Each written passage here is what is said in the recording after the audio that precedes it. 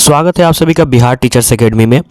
आज हम लोग जो बीपीएससी का न्यू वैकेंसी आने वाला है उसमें जो 6 to 8 का जो वैकेंसी है उसमें 6 to 8 का क्या सिलेबस रहने वाला है उस पर बात करेंगे। क्योंकि बीपीएससी ने जो है प्राथमिक में, हाई स्कूल में और हायर सेकेंडरी का जो सिलेबस है वो जारी कर चुका है, लेकिन 6 to 8 का वैकेंसी पिछले बार नहीं था, इसलिए उसके सिलेबस पे संशय बना हुआ है। तो आज हम लोग सिलेबस चर्चा करेंगे। 100% आशा है कि यही सिलेबस होने वाला है जो हम लोग आज चर्चा करेंगे। इसी के पैटर्न पे सिलेबस आएगा। हो सकता है कि थोड़ा बहुत बदलाव इसमें हो जाए। हम लोग केवल पैटर्न पे बात करेंगे, सिलेबस में मेन क्या रहेगा वो आने के बाद ही क्लियर होगा। तो आइए बिना देर किए हुए इस पे हम लोग चर्चा करते हैं। तो सबसे पहले हम लोग जानेंगे कि 6 to 8 का जो बहाली आएगा उसमें ऑनर्स वाइज यानी सब्जेक्ट वाइज आपका एग्ज़ाम नहीं होने वाला है। जैसे हाई स्कूल का सिलेबस है वैसे नहीं होने वाला है। इसको 3 पार्ट में बांटा जाएगा। इसको यानी 3 पार्ट में बांटे जाएंगे। क्लियर है एकदम कि आपको आर्ट्स, साइंस और भाषा के तहत 3 भागों में इसको बांटा जाएगा। जैसे कि सीटेट में होता है कि उसको 2 भागों में बांटा गया है। जैसे कि एक साइंस का पेपर होता है और एक आर्ट्स का पेपर होता है पेपर 2 में। लेकिन भाषा का उसमें नहीं रहता है, लेकिन इसमें पूरी संभावना है कि भाषा का एक अलग पेपर रहेगा। इसको भी 80-40 के रेशियो में बांटा जाएगा। टोटल एग्ज़ाम 120 नंबर के होंगे और 80 नंबर का जो जिस तरह से होता है एक पार्ट में और 40 नंबर का होता है एक भाग में, इसको बांटा जाएगा। 80 नंबर में आपके आ जाएंगे आर्ट्स, साइंस और भाषा। आर्ट्स का क्या कॉम्बिनेशन होगा वो भी क्लियर है। जिनका भी सब्जेक्ट आर्ट्स में आता है यह कॉम्बिनेशन उस समय भी क्लियर हो जाएगा और अभी भी क्लियर ही है कि जो आर्ट्स से पढ़ाई किए हुए हैं या जिनका आर्ट्स है, जिनका जो भी सब्जेक्ट है ग्रेजुएशन में आर्ट्स के तहत आता है वो आर्ट्स में आ जाएंगे और जिनका सब्जेक्ट साइंस के तहत आता है वो साइंस में आ जाएंगे। और जो भाषा के लिए अप्लाई करेंगे जैसे उर्दू, संस्कृत, हिंदी या फिर बांग्ला अगर होगा तो बांग्ला, तो वो लोग हो जाएंगे आपको भाषा के तहत। तो जो साइंस के तहत आएंगे उनका 80 नंबर का साइंस रहेगा, जो आर्ट्स के तहत आएंगे उनका 80 नंबर का आर्ट्स रहेगा और जो भाषा के तहत आएंगे उनका 80 नंबर का भाषा रहेगा। और बाकी 40 नंबर आप लोग का वैसे ही रहेगा जैसे जनरल होता आया है पिछले बीपीएससी टीआरई में। ST 40 में 80 आपका सब्जेक्ट से और 40 जो जनरल जो पेपर रहता था जिसमें रीजनिंग्स हो गए, मैथ्स हो गए और भी सारे चीज़ों का कॉम्बिनेशन रहता था, वो आप लोग का 40 सबका सेम होने वाला है। तो ये चीज़ क्लियर हो गया आप लोगों को कि इसको 3 पार्ट में बांटा जाएगा, आर्ट्स, साइंस और भाषा। जैसे कि किन्हीं का ग्रेजुएशन में सब्जेक्ट है, हिस्ट्री ऑनर्स है या ज्योग्राफी ऑनर्स है या और भी सब्जेक्ट जो आर्ट्स के तहत आता है वो आर्ट्स में आ जाएंगे। और जिनका जैसे कि मैथ है, जिनका आपका केमिस्ट्री है, फिजिक्स है, वो लोग साइंस के तहत आ जाएंगे। और जो भाषा के लिए अप्लाई करेंगे जैसे उर्दू वाले, हिंदी वाले, वो भाषा के तहत आ जाएंगे। इसमें एक चीज़ बहुत की संशय बना हुआ है कि हो सकता है कि भाषा को आर्ट्स में मर्ज कर दिया जाए, लेकिन इसका हम 100% पुष्टि नहीं करते हैं। लेकिन सीटेट के पैटर्न के अनुसार हो सकता है कि भाषा को आर्ट्स में मिला दिया जाए, साइंस में नहीं आर्ट्स में मिला दिया जाए, क्योंकि भाषा जो है आर्ट्स के तहत ही आता है, इसलिए भाषा को आर्ट्स में मिलाया जा सकता है, लेकिन इसकी संभावना बहुत कम है।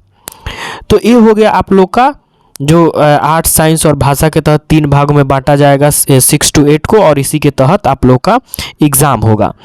दूसरी बात ये होगा कि आर्ट्स में क्या रहेंगे, साइंस में क्या रहेंगे, भाषा में क्या रहेंगे, क्वेश्चंस किस तरह के रहेंगे।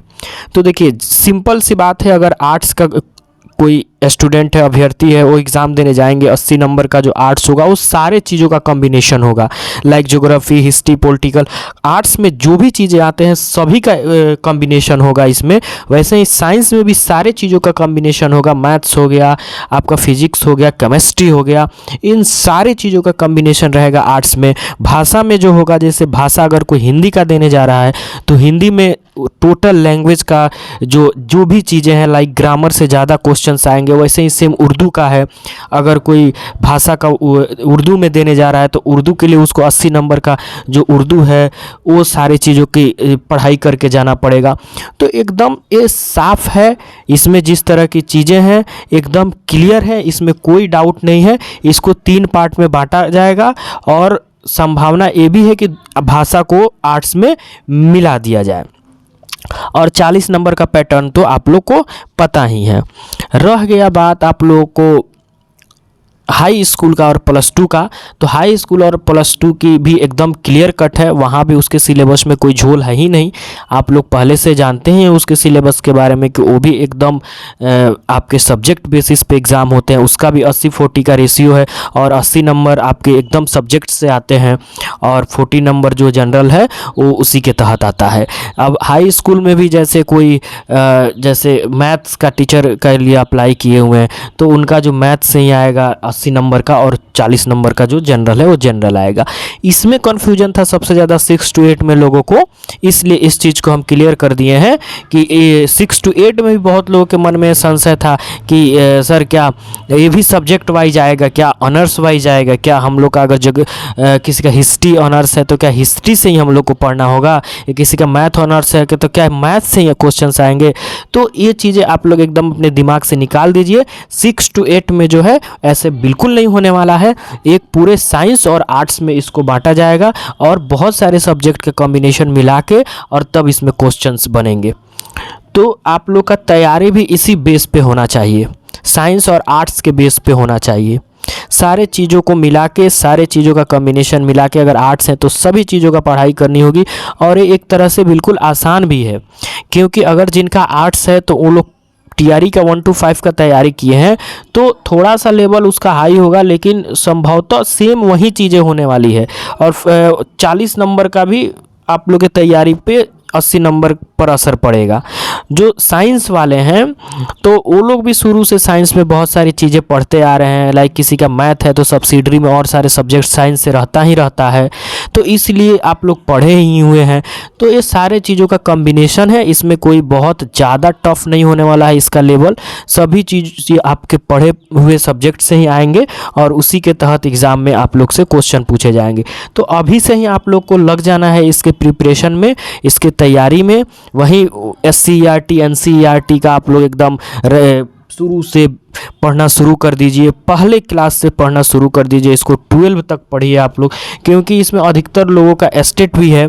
डीएलएड वालों को छाड़ दिया जाए, डीएलएड जो ग्रेजुएशन होंगे वहीं इस फॉर्म को फिल करेंगे और पेपर 2 क्वालिफाई होंगे। तो बीएड वाले तो बहुत सारे स्टूडेंट जो है एस्टेट क्वालिफाई हैं और पेपर 2 भी क्वालिफाई है, तो दोनों में मौका मिलेगा। तो इसलिए उनका पढ़ाई का जो लेवल होना चाहिए वो एकदम होना चाहिए 12 ग्रेजुएशन तक का लेवल होना चाहिए।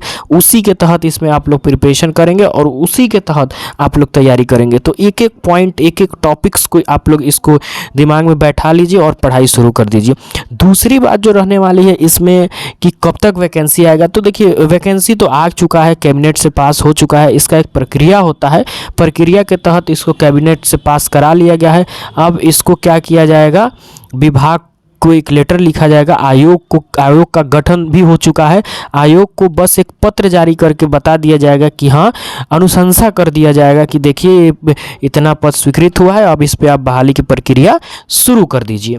तो संभावना ये भी जताया जा रहा है कि मिड अक्टूबर में इसका नोटिफिकेशन आ जाएगा बीपीएससी के पास से। जैसे ही बीपीएससी के पास जाएगा वो लोग अपना प्रोसेस बहुत तेज़ी से करेंगे। थोड़ा सा देर हो रहा है रोस्टर क्लियरेंस में कि किस विद्यालय में कितना सीट है उसको क्लियर किया जाए, किस विद्यालय में शिक्षकों की कमी है वो रोस्टर क्लियरेंस हो जा रहा है। तो जल्द ही ये प्रक्रिया आप लोग के सामने होगा और जल्द ही ये बहाली प्रक्रिया शुरू हो जाएगा। मानिए कि शुरू हो भी चुका है। तो ऐसे ही न्यूज़ और जानकारी से जुड़े रहने के लिए आप लोग हमारे चैनल को सब्सक्राइब कीजिए और सहयोग कीजिए। कोई भी क्वेश्चंस है तो आप कमेंट सेक्शन में बताइए और चैनल को सब्सक्राइब कीजिए और अपने दोस्तों में भी इसको शेयर कीजिए। बहुत बहुत धन्यवाद आप सभी का।